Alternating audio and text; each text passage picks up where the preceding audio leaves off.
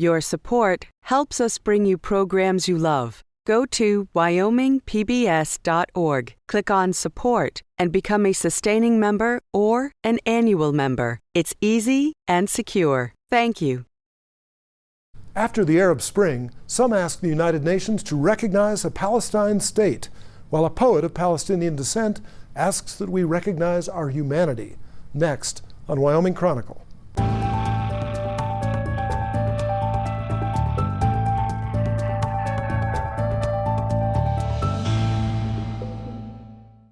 Welcome to a new season of Wyoming Chronicle, a weekly look at news, events, politics, the arts, well, you name it.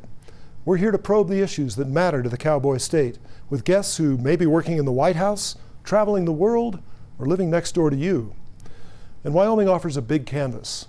In the fall, when the aspen vibrate golden and the elk bugle in the hills, it consumes all of our senses.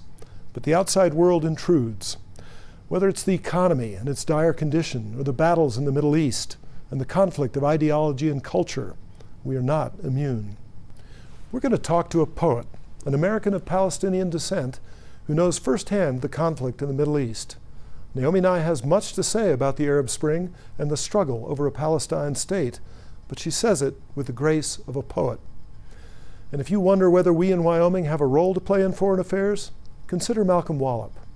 Senator Wallop represented Wyoming, for sure, but he was a passionate student of world affairs and American defense issues, and he devoted himself to those issues during a career as one-third of Wyoming's most powerful congressional delegation. Here are some memories of Senator Malcolm Wallop. When Malcolm Wallop was elected to the U.S. Senate, the press had some fun with the notion that this Wyoming rancher might someday switch over to the House of Lords in England, where his grandfather had served after a stint in the Wyoming House of Representatives. Wallop got a laugh out of that, but it wasn't going to happen. He was devoted to the great debates of American policy, obsessed about the country's defense, and in love with his ranch near Bighorn, where he died after a long illness last month. Oh, I got into politics really by accident. When I came back from the Army and started ranching, there was a water problem that was affecting not only me, but everybody else in Wyoming, and it was just a piece of archaic circumstance in our law, and everybody kept saying it was easy to change, but legislature after legislature came back unchanged, and finally somebody told me that if I was so damn smart, why didn't I do it myself? Wallop ran for the U.S. Senate in 1976, a long shot against incumbent Senator Gale McGee. He tapped Wyoming voters' ever-present dislike of the intrusive federal government with humor. I think the federal government is going too far. Now they say, if you don't take the portable facility along with you on a roundup, you can't go. We need someone to tell them about Wyoming. Malcolm Wallop will. Malcolm Wallop for United States Senate. Ride with us, Wyoming. Like many Wyoming politicians, an active citizen legislator in the State House became a conservative opponent of government activism at the federal level. So many in Wyoming will always remember him as a warrior who fought with all his might to put an end to the battle that was going on back then to increase federal regulations and reduce state and local control over many facets of life in Wyoming and the West. For a few years, when Wallop was the senior member of a congressional delegation, including Al Simpson and Dick Cheney, Wyoming had a lot of clout in Washington. Wallop and Simpson sometimes butted heads, but they knew how to handle it from their days in the legislature, where they once battled over funding for the community college in Sheridan. Oh boy, that was a hell of a debate. And he and I were on fire. We went out to Hitching Post the next night, lit up some cigars, gathered the troops around, had a brandy or two, and just healed up. Malcolm Wallop made numerous appearances on Wyoming PBS, talking about everything from the Cold War to the idea of a monorail in Yellowstone.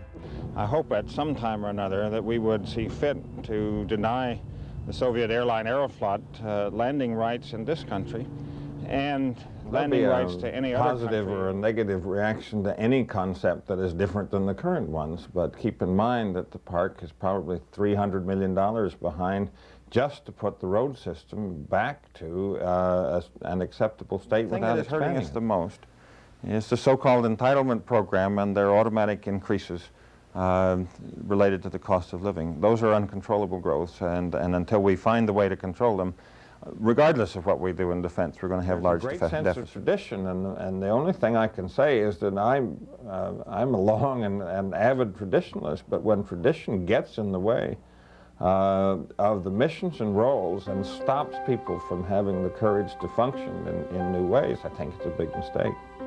Long after he left the Senate, Malcolm Wallop continued his public service.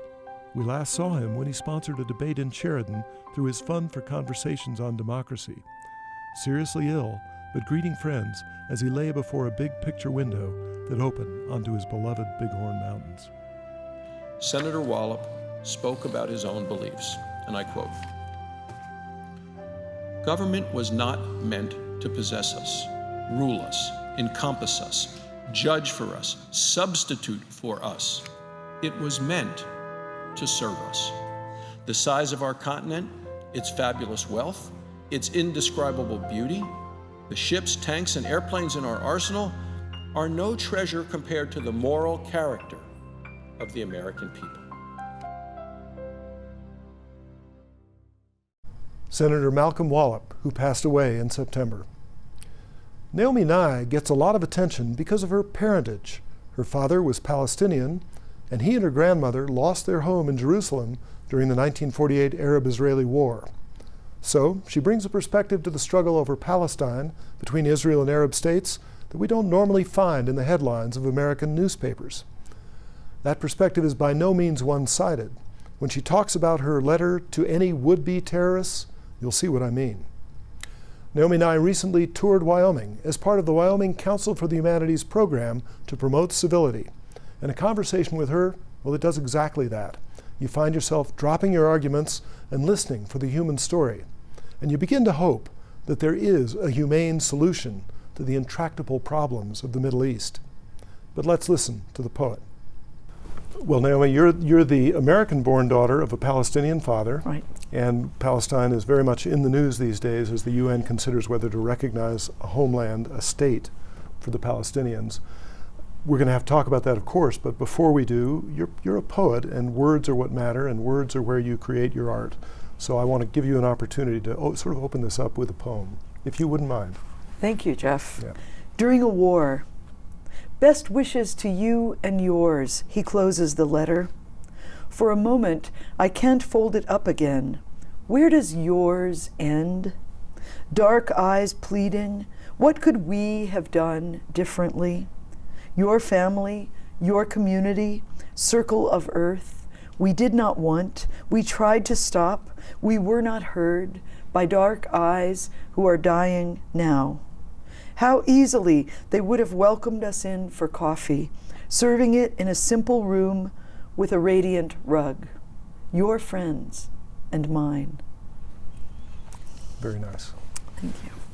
I'm pretty careful what I say about poetry. You know, nobody needs the commentary, especially not from me. But I have to say, I start off a little intimidated because I read your in your book, The 19 Varieties of Gazelle. The last poem says a little something about reporters and interviews, and kind of suggests that you've been through some bad experiences in this way. My father was a newspaper journalist, and so we read newspapers with extreme interest in our house. And the weird experiences I've had have been primarily newspaper related, never radio or television. Okay. Well, I used to work for newspapers. Right. Where something is taken completely out of context. No one wants to quote you accurately. I think you say it in the poem. Right. After that, you don't want to. You think I better be quiet. I shouldn't say so much. But as a writer, you don't ever want to be quiet. Yeah. Yeah. Well, and as a poet, I will say you end that poem. I'm going to read a bit of your poem simply because I love the ending so much. Thanks. Say it as if words counted. 1, 2, the shoe still has a buckle. Right. I mean, that's a wonderful inversion of a nursery rhyme. It's right. just, anyway. The children's rhyme. And I love how things stay in our minds and pop up sometimes when we need them, and you're feeling a little lost in language, and suddenly a nursery rhyme comes back, or the line from a poem you memorized when you were 7. Sure. It's amazing how language does that. Yeah. Well, you read a poem that had a little political content to it, really, Yes. and I guess let's talk a little bit about this. You've spoken out rather bravely about the conflicts in the Middle East and things like this, and in both poetry and prose, and I think you've been speaking both to the Western world and to Arabs. Do you feel sometimes that's as big as the art, the poetry that you're doing? Well, I think it's very important for people to remind one another that war is not always the best answer to any problem. And I think but poets generally tend to be anti-war because we treasure detail, and war is something which erases details in a kind of harem-scarum tragic way. And so most poets think about other things we could have done. Could we have asked more questions? Could we have had longer dialogues?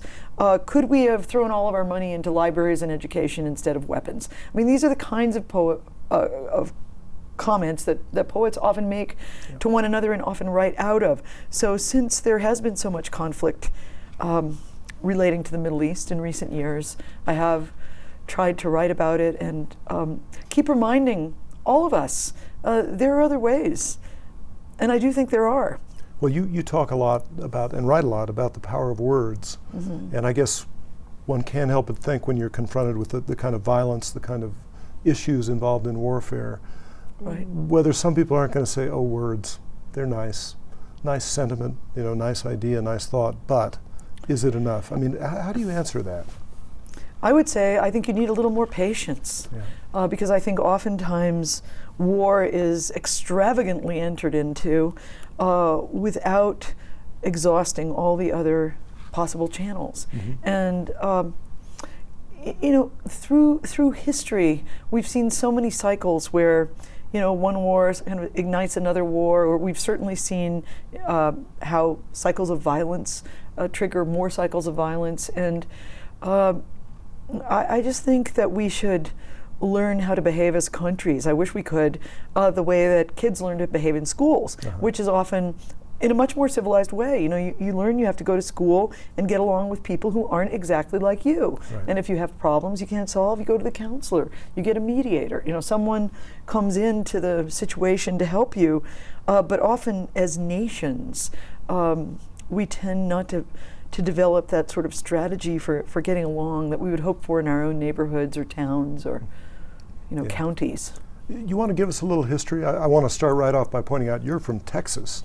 Well, I'm from Texas now. Yeah. I wasn't born there. My parents had no history there. They moved there after we left Jerusalem after the 67 Six-Day War. And my father had left Jerusalem a previous time after the 1948 war. He left in 51. His family lost their home. They lost everything they had worked for. And among Palestinian refugees, of course, there were some who entered off into the big world to try to make a life elsewhere, and then there were some who stayed in very difficult circumstances and tried to regain some sort of balance where they were, or went into neighboring countries and so forth. Texas was, I guess, a surprise for our family. I'm still in San Antonio, where we moved to. My parents and my brother ended up moving to Dallas. But I think Texas shares shares many things with Wyoming, which is a sense of spaciousness, a certain kind of land pride or place pride, which other states often look at with almost a kind of envy or intrigue.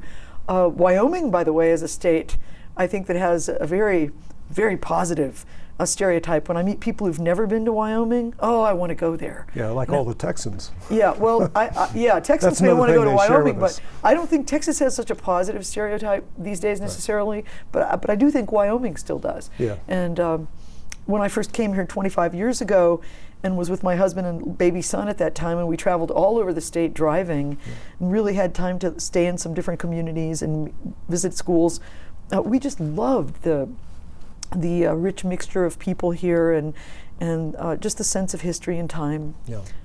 Well, let me go back to a little more of your family history. Right. So in 48, your grandmother and your father Did they all come out? Did your grandmother come out No, as well? no one In came out except my 51? father. Okay. Yeah, my father was the only one who came out at that time, and the you're- rest. And you would meet your grandmother later when I you met went her back. later. Okay. Correct. I met her later, and they moved. My grandmother and her grandfather and my father's brothers and so forth moved to a tiny village Okay. that was in what's still called the West Bank, in a very contested area right now.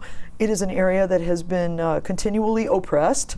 When people talk about Israel being the only democracy in the Middle East, I think it's often good to point out that it's a democracy if you are an Israeli Jewish person. But if you are an Israeli Arab person, it's not quite as much a democracy. And if you are a person occupied, in the region occupied by Israel, Right. it's not a democracy at all. Sure. So that's why Palestinians at this moment are, with a great deal of patience, I think it's taken a long time, attempting simply to establish a situation of mutual respect, self-determination.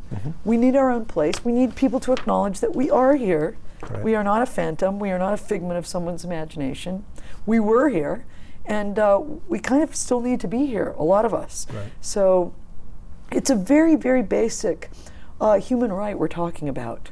You know. And you wrote a young adult book, Habibi, am I saying it Yes, correctly? that's right. About a young woman and her family who moved back to Palestine. Is that in Right. fact the experience that your family had? Well, there are elements of fact in the book. I did think of it as fiction, and Sure. the Jewish boy she develops a big crush on was someone in a fantasy of my imagination at that time. You know, I would have imagined meeting him. I have always had very many close Jewish friends in my life, so it wasn't hard to imagine him at all. Sure. But the book is a mixture. And one thing important to me from the book is that the young people say they're tired of telling the same old story. Yeah. They want to make a better story. And I really think at this moment, Palestinians are trying to make a better story for all their own people. And how do you feel about this effort going to the UN and attempting to get recognition there? Would you call it constructive in terms of breaking this logjam between the Israelis and the Palestinians? I would actually call it long overdue. Okay. I think it's high time. Why not? And so many other countries are willing to recognize, well, why not? I mean, you know. So I think when people have mutual respect, whether it's in a neighborhood or between countries, things tend to get better. You know, if you acknowledge someone else's pain and their existence and realize, well, you know, they have a family and I have a family, we need to figure this out. Yeah. I think it could lead to better things. I think it's time to make a leap. Okay. Yes. If we make the leap, and I'm going to sort of speak for what I think a lot of Israelis would say, that oftentimes when land has been returned, land they picked up in the Six-Day War, for instance, Gaza, they find themselves being attacked from those lands in various ways. And that's obviously a real fear, that they're surrounded by people who have in the past attempted to invade and boot them out. How do you respond to that? Well, I would say if you look at the circumstances and conditions under which people in Gaza particularly, but also people in the West Bank, have been living for all these years, it's not hard to imagine why certain extremists go a little crazy and become violent in any way they can. Yeah. I think it could only be better to recognize they need a place in which they feel safe. We need a place in which we feel safe. Let's respect one another. Let's do something imaginative and positive with one another. And by the way, there are so many people, citizens on both sides, who want this to happen. Right. You know, often the United States, in a circumstance like this, acts as if it's really our opinion that matters most. But when you talk to the people who are living there, so many of them would say it's high time we live in a different circumstance together. Yeah. I would say that, you know, attacking one another is never good. Right. And when you look at the tragedies that Gazans lived through 2 years ago, or 2.5 years ago, hopefully something like that will never happen again either. Right. Right. Now, you wrote a letter, a published letter, to any would-be terrorist, which actually got a lot of attention, a lot of interest after 9/11. Right. And again, you've spoken about this to both sides in this conflict many times, that the Right. violence is not constructive and it's not getting anywhere. Right. I guess I'm going to ask you to return to that just for a moment and say, what can you do there? Can words like a letter, a poem, make a difference in all this? Well, you know, you never can really weigh the results of anything you write, and like how many people did that affect or who actually read that. But when I heard that it had shown up translated into Arabic in Middle Eastern newspapers, Right. I thought, well, okay, fine, I hope it was a good translation. When I heard that it had shown up, you know, posted in grocery stores in different countries and things like that, I mean, you could never know who hears something. I do feel that in my own anguish as an American who loves the United States and as a person who also loves the Middle East, it was critical that I had to speak up at that moment and say, you know, look at all the other people you've affected. Look at all the innocent immigrants to the United States who are going to have harder lives now because of what you've done. Look at all the people getting on airplanes who are going to have harder time. You know, just everything you could have said. So there was a great sort of familial anguish about, you know, these people betrayed people like my father, who has always believed in peace and dialogue, and who has worked all of his life against this sort of stereotyping of Middle Eastern people. What a tragedy that, you know, criminals could betray so many thousands, hundreds of thousands of other people.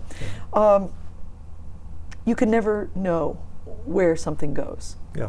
You can only wonder. And you don't seem to get discouraged. I mean, your campaign is a campaign of words, which some people would say, well, that hasn't changed anything. Right. You've been doing it for a long time. Right. But again, you don't seem discouraged. I'm not discouraged, Jeff, because so often writers receive letters from people or emails from people we've never met, and they'll say something deeply meaningful about how their own life was helped by a poem, maybe not even your own poem, maybe a poem you recommended. Right. And so you end up hearing, you know, people do respond to words. People do feel that words can change them and comfort them. And sometimes I think, you know, we need more storytelling. We need Israelis and Palestinians getting together and saying, how do you hurt? How did you suffer? What do you need? Right. There are so many great groups, by the way, that I've tried sometimes to support in any way my books could. Groups like Seeds of Peace or the Village Oasis of Peace in Israel, where there is profound and elemental respect among the people. And so there have been many projects that were experiments that have worked and that continue to this day. And I just wish politicians could look at them with more vigor and energy and think, let's do this on a larger scale now. It's high time. We've talked about this almost at the polemical level, and that is a disservice to your poetry, I have to say. Well, that's all right. Because the poetry is very finely observed. There's a lot of really beautiful images that come out and surprise you. And it's an interesting combination to me, being able to talk oftentimes just about the commonplaces of life, but also about some of these things that people don't know about another culture, and do it in this way with this kind of language. So I'm going to give you another chance to read another poem. I hope you will as we get to the end of the interview. But talk a little bit about yourself as an American writer. I'm interested in the multicultural writers that have emerged that are really they've become quite a force in the United States. But I think people still think of like Mark Twain and Huck Finn and things like that as, you know, the kind of true American writing. American writing. Yes. But it's different now, I think. Well, writing is different now. It's a very rich, textured fabric. And there's room for voices representing all different kinds of American backgrounds and immigrant backgrounds. And I think students often feel encouraged when they hear someone speaking out of a personal history that is not exactly like their own, but is somehow parallel to their own. And so we need to keep championing and sharing voices which represent the rich possibility that this nation has been.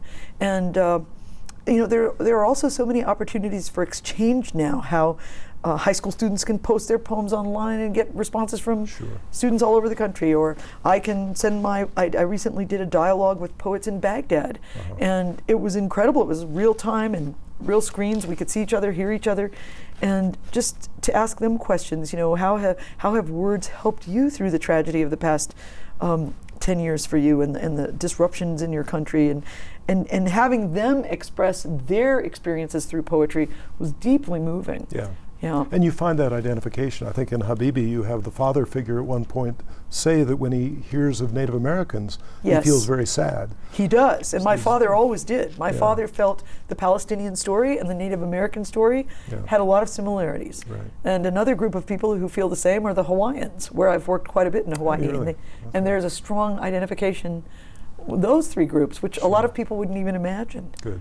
Yes. Well, listen, I want to give you a chance at the end of this to give us one more poem, and we'd much appreciate it. You're very kind, Jeff. Thank you for everything. Dropping my papers on the floor. This is called Always Bring a Pencil. Okay. There will not be a test. It does not have to be a number 2 pencil, but there will be certain things, the quiet flush of waves, ripe scent of fish, smooth ripple of the wind's second name, that prefer to be written about in pencil. It gives them more room to move around. Wonderful. Thank you so much for being with us. Thank you so much, Jeff. I appreciate your listening. Okay. It's fair, in a deeply divided world at war, to ask whether you can solve an issue like the Palestinian homeland with mere words, when so often it has taken tanks and bombs to change the borders in the Middle East. At the least, we must credit Naomi Nye with her persistence. She spent 37 years speaking out and writing about the culture she is trying to bridge. And while her Palestinian background may attract much attention, it's worth remembering she's a Texan. Of course, in Wyoming, that may count more against you than being a Palestinian. I'm just saying. Better perhaps to remember that she's a poet, an artist. And while Wyoming Chronicle is primarily a show of public affairs, some of it plucked from the headlines, we have a pretty big portfolio. And next week, and a few more times in October and November, we're going to look at the arts in Wyoming, in part as a lead-in to a series of national PBS programs about dance, theater, music, and more. We'll see how a great choreographer finds working with Wyoming dancers, and how a Broadway play can start in an unlikely place, Casper. That and more. Tune in next week and make us a habit.